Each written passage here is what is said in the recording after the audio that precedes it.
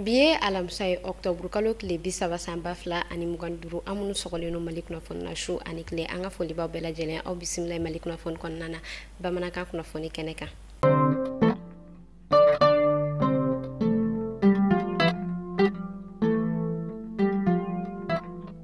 Kunnafoni daminɛna kunu araba octobre kalo tile 29 sanba 2025 kɔnɔna na état-major général des armées ale bɔla ka kunnafoniya jɛnsɛ a yirala k'a fɔ fɛn min an ka kɛlɛkɛcɛw ye olu ka wuli ka jɔ kɛla sababu ye k'a to fɛn min an ka maa dɔ ye minnu kun minɛnen no bingani wale tigilamaw fɛ u sela ka olu libéré fɔ ka taa se bingani wale tigilamaw ka base fila ka o yɛrɛ kɔni détruire u ka kunnafoniyaw la u y'a yira k'a fɔ sibiridon octobre kalo tile 25 sanba 2025 kɔnɔna na an ka kɛlɛkɛcɛw olu yɛrɛ kɔni wulila ka u kun da marikala ale préfet ka fɔ ka taa se u ka éleveur ka représentant ma ani fɛn yɛrɛ kɔni u ka vétérinaire ye fɔ ka taa se u ka chef de village ma ka taa bagan dɔw di olu ma a yirala k'a fɔ ni bagan ninnu yɛrɛ kɔni kun bɛ bingani wale tigilamaw bolo n'u yɛrɛ kɔni kun kɛnen no ka ni bagan ko fɔta ninnu minɛ bagan minnu ni o yɛrɛ kɔni bɛ tali kɛ o vɛna fɔ ka taa se kaprɛ ma a yirala k'a fɔ o bagan in den 408 ɲɔgɔn kɔ de kun bɛ u bolo ani fɛn yɛrɛ kɔni ye bovin u y'a yira k'a fɔ ko o den 707 ɲɔgɔn kɔ de kun bɛ bingani wale tigilamaw bolo u y'a yira k'a fɔ fɛn yɛrɛ kɔni maa minnu ta ye ni bagan ninnu ye k'u yɛrɛ kɔni bɛɛ sera ka na u ka baganw ka olu récupérer Segu ale marabolo kɔnɔna na a yirala k'a fɔ octobre kalo tile 27 sanba 2025 kɔnɔna na an ka kɛlɛkɛcɛw olu ka wuli ka jɔ ani fɛn yɛrɛ kɔni u ka arrangement olu yɛrɛ kɔni sinsin ko ɲuman o kɛla sababu ye k'a to u yɛrɛ kɔni bɔla ka wuli ka jɔ sigi sen kan Musa wɛrɛ ni ale bɛ Ɲoro cercle la ni o bɛ Segu région yɛrɛ kɔni fɛ a yirala k'a fɔ u ka wuli ka jɔ kɛla sababu ye k'a to u bɔla ka dankari kɛ bingani wale tigilama caman na ka tila tun ka maa minnu ni olu yɛrɛ kɔni kun minɛnen no bingani wale tigilamaw fɛ kɛrɛnkɛrɛnnenya la paysan minnu ni u kun bɛ otage la u bolo u sera ka olu fɛnɛ libéré fɛn min yɛrɛ kɔni u ka kɛlɛkɛminɛnw ye u sera ka o fɛnɛ caman kɔni sɔrɔ octobre kalo tile 29 sanba 2025 kɔnɔna na an ka kɛlɛkɛcɛw u tilala ka wuli ka jɔba o fɛnɛ kɛ Tolaji ale ni fɛn min yɛrɛ kɔni tɛkɛrɛma ye ni ale yɔrɔ man jan Nabalala ni a bɛ Segu région fɛ o wuli ka jɔ fɛnɛ kɛla sababu ye ka to u bɔla ka dankari kɛ bingani wale tigilamaw ka base fila la n'u olu kɔni détruire an bɛ ala deli halisa ala ka jamana in basigi halisa an bɛ to an ka kɛlɛkɛcɛw olu ka kunnafoniya kɔnɔna na an bɛ taa kitakaw olu fɛ yen nɔ ani nɛgɛla a yirala k'a fɔ camion citerne ni ale yɛrɛ kɔni kun bɛ ka na an ka faba kɔnɔna na kita nɛgɛla ale yɛrɛ kɔni furancɛ la fɔ ka na se kati ale yɛrɛ kɔni masurunya ma octobre kalo tile 28 sanba 2025 kɔnɔna na kɛrɛnkɛrɛnnenya la citerne ninnu ni u yɛrɛ kɔni tɛmɛnen forêt de Bawule la a yirala k'a fɔ ko fɛn min ye bingani wale tigilamaw ye olu yɛrɛ kɔni kun bɛ ka taa bingani wale ta ka camion citerne ninnu yɛrɛ kɔni sɛgɛrɛ nka ka sanga ni an ka kɛlɛkɛcɛw olu ka baara dɔnniya cogo ye u sera ka kɔn ni bingani wale ma ka bingani wale yɛrɛ kɔni bɔ a ma nka a yirala k'a fɔ nin yɛrɛ kɔni wuli ka jɔ in na an ka kɛlɛkɛcɛw fɛ o kɛla sababu ye ka to u kɔni bɔla ka dankari kɛ bingani wale ɲɛmaaba dɔ la ni ale yɛrɛ kɔni ye Mohamed Aga Intala ani fɛn min yɛrɛ kɔni Diyada Aga Gali ale yɛrɛ kɔni soma kɛrɛnkɛrɛnnenya la ni a yirala k'a fɔ ko o cousin yɛrɛ kɔni no ni ale yɛrɛ kɔni banbagaci ɲɛma ye forêt Bawule ale la a yirala k'a fɔ an ka kɛlɛkɛcɛw ka nin wuli ka jɔ yɛrɛ kɔni senfɛ u bɔla ka dankari kɛ nin bingani wale tigilama ko fɔta in yɛrɛ kɔni na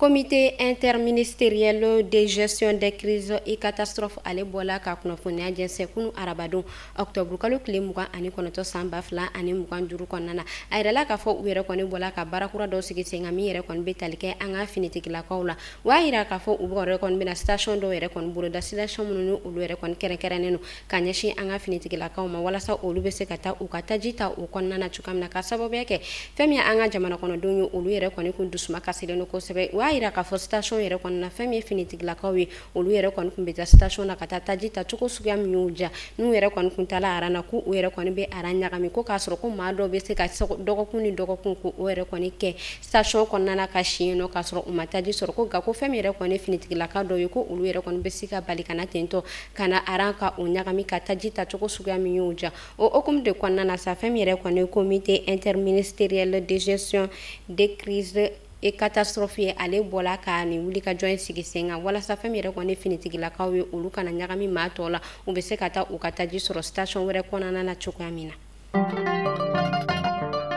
kunu araba octobre kalo tile 29 san 2025 kɔnɔna na an ka kɛnɛyasoba min bɛ yen nɔ faba kɔnɔna na Gabriel Touré a yirala k'a fɔ ale service de maternité o dayɛlɛla an ka ministre fɛ ministre min ni ale ka baara bɛnnen don kɛnɛya kunkanko ma fɔ ka taa se jamana ale ɲɛtagama colonel major Asan Bajalo Touré ale yɛrɛ kɔni bɔla ka taa ka baara ninnu ka ale kolobakari wa yira k'a fɔ u yɛrɛ kɔni bɛ ka nin kɛnɛyaso kura yɛrɛ kɔni dayɛlɛ kun min kama sɔn o de ye fɛn min ye sifinnakaw ye dɔ bɛ se ka bɔ olu ka sayala cogoya min na fɔ ka taa se olu ka kɛnɛya o sinsinni ma. Kɛnɛyaso in ale yɛrɛ kɔni dɛmɛ don ni fanba bɔla fondation Fade ale yɔrɔ fɛn min ye colonel major Asan Bajalo Touré a bɔla ka foli bila kɛ ka ɲɛsin a ka partenaire ninnu ma. Salon international des médias d'Afrique SIMA ale yɛrɛ kɔni baaraw dayɛlɛla Dakarikaw olu fɛ yen nɔ kabi octobre kalo tile 27 san 2025 kɔnɔna na ni a kun kan ka cɛ octobre kalo tile 30 san 2025 kɔnɔna na kɛnɛ min bɛ kɛ sababu ye ka kunnafonidilaw ko olu fara ɲɔgɔn kan kɛrɛnkɛrɛnnenya la farafinna ale ye kunnafonidilaw a yirala k'a fɔ ɲinɛta kɛnɛ kan fɛn min yɛrɛ kɔni farafinna jamana 23 ye o de bɛ a kɛnɛ kan u kan ka tile 4 hakilina falen yɛrɛ kɔni kɛ baara minnu ni olu yɛrɛ kɔni bɛ tali kɛ kunnafonidi cogo la ka sanga ni fɛɛrɛ kura ninnu ye fɔ ka taa se kunnafonidilaw olu ka lakana bɛ se ka sinsin cogoya min na ani fɛn min yɛrɛ kɔni kunnafonidilaw ye olu bɛ se ka baara kɛ cogoya min na gɛlɛya kɔnɔna na jamana la ani o tɛmɛnen fɛn min yɛrɛ kɔni an ka maison de la presse ɲɛmaa ye Bajugu Dante ale yɛrɛ kɔni kun bɛ a kɛnɛ kan a yirala k'a fɔ nin ɲɔgɔn dalajɛ yɛrɛ kɔni organisé la Sénégal kɛrɛnkɛrɛnnenya la Dakari ale yɛrɛ kɔni kunnafonidilaw ka soba fɛ. Yuba Bani ale ministre min ni ale ka baara bɛnnen don baganmara kunkanko ma fɔ ka taa se mɔnini ma ale bɔla ka taa a ɲɛda u ka cakɛda minɛ ale bɛ wele ko Idrissa Tini a bɛ Samakɔkaw olu fɛ yen nɔ ka taa u ka baaraw yɛrɛ kɔni kɛ cogoya lajɛ ka tila tuguni ka hakilina falen kɛ ni u ye a ka tagali yɛrɛ kɔni kɔnɔna na a bɔla ka foli bila kɛ ka ɲɛsin ma ka sanga ni u yɛrɛ kɔni bɔla ka jaabi minnu sɔrɔ u ka baara kuraw olu kɔnɔna na ani u ka baara minnu ni olu ɲɛsinnen don baganmara ale kunkanko ma fɔ ka taa se mɔnini ma ani fɛn min yɛrɛ ne sɛnɛko kunkanko ye a ka tagali yɛrɛ kɔni kɔnɔna na a yɛrɛ kɔni bɔla ka a datun sumasi o ko la walasa sumasi ale bɛ se ka don bala cogoya min na walasa fɛnɛ sumasi a bɛ se ka kɛ sababu ye ka to baganw olu ka dumuniko bɛ se ka nɔgɔya. Octobre kalo ni o ye dɛmɛ kalo ye kalo min naani maaw bɛ dɛmɛ don kosɛbɛ ka sanga ni o okumu kɔnɔna ye an bɛ taa Kulukorokaw olu fɛ yen nɔ a yirala k'a fɔ Kulukoro ale marabolo la fɛn min yɛrɛ kɔni musolaka 15 olu yɛrɛ kɔni opéré la fu ani falaki ka sanga ni u ka bana min ni ale bɛ wele ko fistule obstétricale a yirala k'a fɔ nin ma ko fɔta ninnu olu yɛrɛ kɔni opéré la fu ani falaki Kulukoro ale centre de santé de référence o yɛrɛ kɔni kɔnɔna na a yirala k'a fɔ nin ŋaniya yɛrɛ kɔni dɛmɛ don la maa minnu yɛrɛ kɔni fɛ sa o de Fonds des Nations Unies ni olu yɛrɛ kɔni bɛ dɛmɛ don walasa fɛn min yɛrɛ kɔni nin ma ko fɔta ninnu u kana na kɛ kɛrɛfɛdɛn ye société kɔnɔna na. Alisa an bɛ to Kulukoro ale kunnafoniyaw kɔnɔna na a yirala k'a fɔ cɛlaka dɔ o yɛrɛ kɔni minɛna moto suɲɛ yɛrɛ kɔni sababuya la Kulukoro ale marabolo kɔnɔna na o y'a yira k'a fɔ fɛn min yɛrɛ kɔni nin cɛlakan ye ko a yɛrɛ kɔni minɛna ka sababuya kɛ an ka lakana tigilama o dɔ ka sika n'a ye o y'a yira k'a fɔ nin ma ko fɔta a yɛrɛ kɔni minɛna moto suɲɛ o kɔni de la Kulukoro ale centre de santé de référence yɛrɛ kɔni kɔnɔna na kɛrɛnkɛrɛnnenya la ko o dayanfan yɛrɛ kɔni fɛ o hukumu de la n'u yɛrɛ kɔni bɔla ka tigɛda kɛ nin ma ko fɔta in kan o y'a yira k'a fɔ ko a yɛrɛ kɔni bɛ moto siɲɛ kuma caman ka o yɛrɛ kɔni feere ni a yirala k'a fɔ k'a ka complice o yɛrɛ kɔni bɛ an ka faba o kɔnɔna na nka o y'a yira k'a fɔ k'a yɛrɛ kɔni tigɛ da kɛnɛ a kan ko a yirala k'a fɔ k'a tun kɛlen don ka moto 5 ɲɔgɔn kɔ ko o yɛrɛ kɔni bɛɛ suɲɛ. Asongo ale kunnafoniyaw kɔnɔna na tarata don octobre kalo tile 28 san 2025 kɔnɔna na fɛn min yɛrɛ kɔni Asongo ale autorité administrative ye fɔ ka taa se u ka maire ma ani fɛn min yɛrɛ kɔni u ka mɔnikɛlaw ka pêche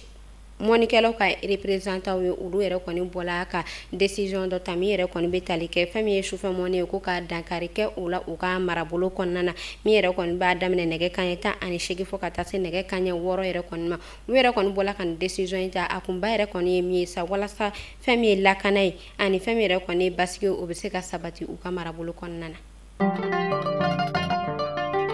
kunnafoni kuncɛla an bɛ taa kɔkan kibaru la kɛrɛnkɛrɛnnenya la Ameriki fɛn min yɛrɛ kɔni ye Ameriki ale ambassadeur ale bɔla ka kunnafoniya jɛnsɛn ka ɲɛsin a ka ressortissant minnu bɛ an ka jamana kɔnɔna na ka sababuya kɛ a ka kumaw la a y'a yira k'a fɔ fɛn min yɛrɛ kɔni yuruguyurugu ale ni bingani wale ko o yɛrɛ kɔni cayalen don kosɛbɛ an ka jamana kɔnɔna na o hukumu de la sa a yɛrɛ kɔni b'a la ka wele bila u ka ressortissant minnu bɛ an ka jamana kɔnɔna na ma walasa u bɛ se ka segin ka taa u ka jamana kɔnɔna na kɛrɛnkɛrɛnnenya la vol commerciaux o yɛrɛ kɔni fɛ ne kun bɛ dansigi kɛ bi kunnafoni na an ka foli bɛ an lamɛnbaga jɛkulu bɛɛ lajɛlen Mali kɔnɔ fɔ Mali kɔ kan aw k'an bɛn sini ni Ala man ka jɔnya na.